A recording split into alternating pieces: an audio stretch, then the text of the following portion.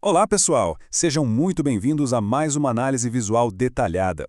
Hoje o foco é destrinchar aquele caminho clínico estruturado para o manejo do diabetes mellitus tipo 2, especialmente na atenção primária à saúde. Vamos passar pelas diretrizes terapêuticas mais recentes, desde aquela primeira suspeita na consulta até chegar no manejo mais complexo da insulinoterapia.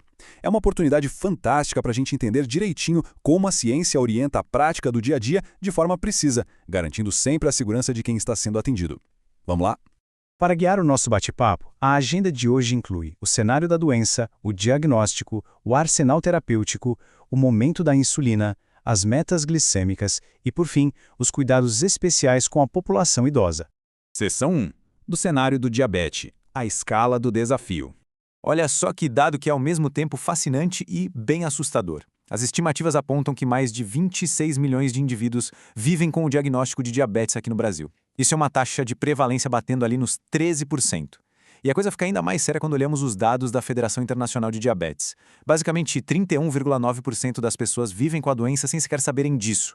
O Brasil ocupa a sexta posição mundial em números absolutos, então fica mais do que claro porque de o rastreamento ser uma prioridade absoluta na ponta do atendimento, certo?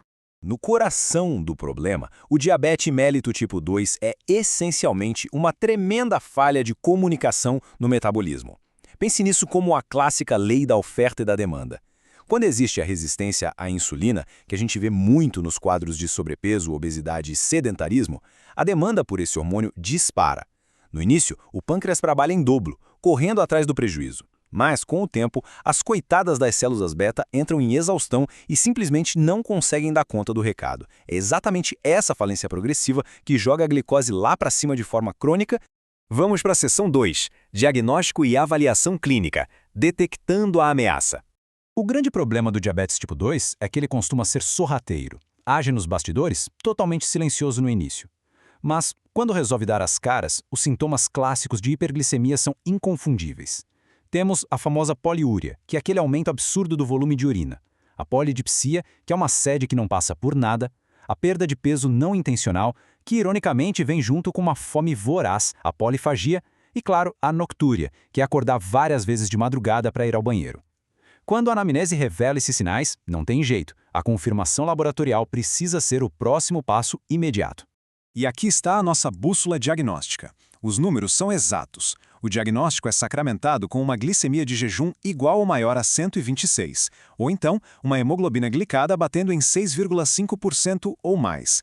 O teste de tolerância, o TTGO, confirma a doença se bater 200 depois de 2 horas. E detalhe importantíssimo, se a glicemia aleatória vier de 200 para cima e a pessoa estiver com aqueles sintomas clássicos que acabamos de ver, o diagnóstico é imediato. Fechou. Nem precisa pedir jejum.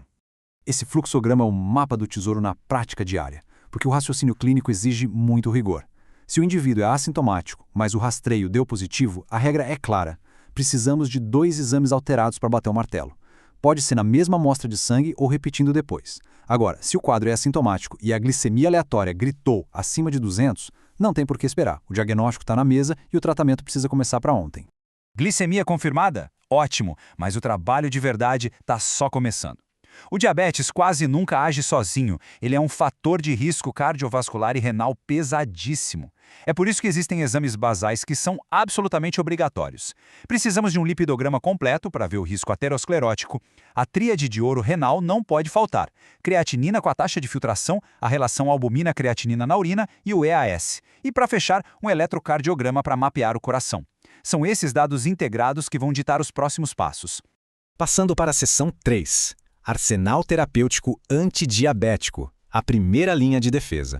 A fundação de todo tratamento oral na atenção primária é ela, a velha e boa metformina. É uma biguanida que trabalha de um jeito super elegante. Ela manda o fígado segurar a onda na produção de glicose e ajuda os músculos a captarem melhor o açúcar do sangue. O segredo na clínica é começar devagar. Prescrevemos ali 500 ou 850 miligramas e vamos subindo com calma até o máximo de 2.550. Tem que ficar de olho nas queixas gastrointestinais, claro, e atenção máxima. Se a taxa de filtração glomerular cair abaixo de 30, a metformina está contraindicada pelo risco grave de acidose láctica. Certo, mas e quando a metformina e as mudanças de estilo de vida já não dão mais conta? Chegou a hora da primeira intensificação com as sulfonilureias, tipo a gliclazida ou a glibenclamida. Elas agem literalmente espremendo o pâncreas para liberar mais insulina. Só que essa força bruta tem um preço alto, o risco de hipoglicemia. É por isso que, especialmente para pacientes mais velhos, a indicação recai pesadamente sobre a gliclazida. Ela é bem mais segura e evita aquelas hipoglicemias severas que costumavam assombrar os ambulatórios no passado com medicações mais antigas. E agora chegamos a uma classe mais recente que é um divisor de águas, os inibidores de SGLT2, como a dapagliflozina. O mecanismo é genial. Eles inibem a reabsorção de glicose lá nos rins, ou seja, o excesso de açúcar vai literalmente embora pelo ralo, na urina. Mas a grande sacada não é só baixar a glicose. A dapagliflozina é uma ferramenta de ouro na segunda intensificação para quem tem 40 anos ou mais e já apresenta doença cardiovascular ou alto risco cardiovascular. Ela protege os rins e o coração, derrubando os índices de mortalidade de um jeito impressionante. Para resumir a ópera, o tratamento segue essa escadinha lógica do fluxograma. Sempre começamos com dieta, exercício e a metformina.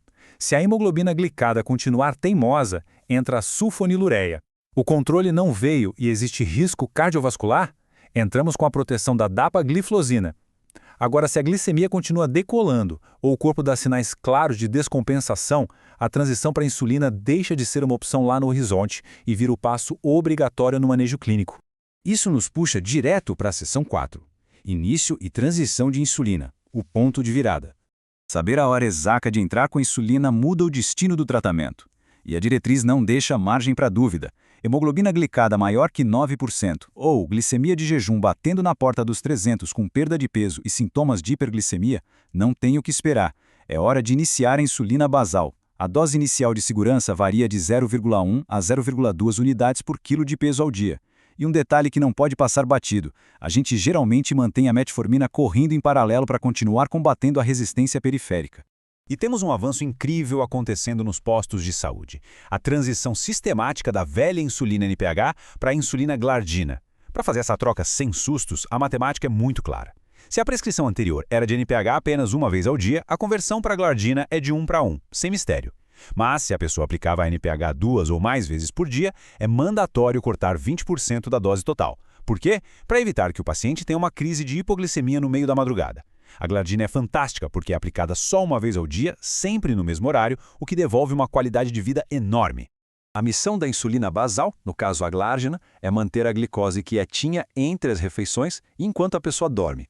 Porém, prescrever a dose inicial e fazer a conversão é só a ponta do iceberg. É crucial acompanhar as medições diárias da ponta de dedo, o famoso HGT em jejum. E, com base nisso, vamos titulando a dose, ajustando aos pouquinhos, de 3 em 3 dias, até fincar a bandeira na meta glicêmica ideal. Seção 5. Metas glicêmicas e monitoramento, sustentando o sucesso. Chegar no alvo é maravilhoso, mas a verdadeira prova de fogo numa doença crônica é manter isso por anos a fio. O segmento exige método. A HbA1c precisa ser repetida a cada 3 a 6 meses. Subir na balança é regra em toda e qualquer consulta. Uma vez por ano, tem que parar tudo e estratificar o risco cardiovascular de novo. Sem contar a busca implacável pelas complicações escondidas, o fundo de olho para proteger a visão, os testes renais e, por favor, sempre olhar e testar a sensibilidade dos pés. É essa avaliação periódica minuciosa que impede desfechos horríveis como as amputações. E, finalmente, a nossa seção 6. Cuidados especiais com idosos. Empatia estratégica. Quando entramos no campo da geriatria, a matemática rigorosa frequentemente precisa abrir alas para o bom senso e a prudência. As metas mudam. No idoso super robusto, funcional e independente, a gente até tolera uma HbA1c ali na casa dos 7,5. Agora, se estivermos diante de um paciente frágil, com múltiplas comorbidades ou algum declínio cognitivo, o jogo muda de figura completamente. Aceitamos uma hemoglobina glicada de até 8% e uma glicemia de jejum batendo em 150. Sabe por quê? Porque a prioridade não é mais evitar uma complicação microvascular que levaria 20 anos para acontecer. A prioridade absoluta é evitar que esse idoso tenha uma hipoglicemia severa hoje à noite, sofra uma queda e frature o fêmur. E é exatamente isso que deixa uma pulga atrás da orelha para encerrar a nossa discussão. Nós temos diretrizes e protocolos fantásticos, abarrotados de evidências, metas bioquímicas e novas classes farmacológicas. Mas como traduzir toda essa ciência de ponta para a realidade, respeitando o contexto social, as limitações e a dignidade de quem senta na nossa frente? O tratamento do diabetes tipo 2 passa muito longe de ser só uma planilha de Excel calculando glicose. É, na verdade, um equilíbrio finíssimo entre o rigor técnico inquestionável e a empatia humana mais genuína. Fica o convite para a gente continuar refinando esse olhar na prática diária. Um grande abraço e até a nossa próxima análise visual.